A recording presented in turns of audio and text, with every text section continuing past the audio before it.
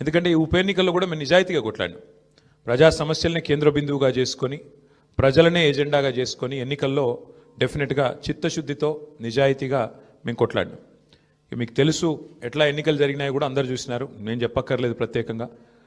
మరి మొత్తం ఎన్నిక ప్రచారం ముగిసేదాకా ఎట్లా జరిగింది, ప్రతి సర్వేలో కూడా బీఆర్ఎస్ గెలుస్తుందని ఎట్లా చెప్పింది, ఆ తర్వాత ఆఖరి 3 రోజులు ఏం జరిగింది ఇదంతా ప్రజలు చూసినారు. నేను అందులోకి పోను, అవి చెప్పను. కానీ ఒకటి మాత్రం వాస్తవం, ఈ ఎన్నిక డెఫినెట్గా మరి మాకు కొత్త ఉత్సాహాన్ని ఇచ్చింది, కొత్త బలాన్ని ఇచ్చింది. ఎందుకంటే మరి స్పష్టంగా ప్రజలు ఒక తీర్పు ఇచ్చారు, ఈ రాష్ట్రంలో ప్రత్యామ్నాయం కేవలం బీఆర్ఎస్ మాత్రమే.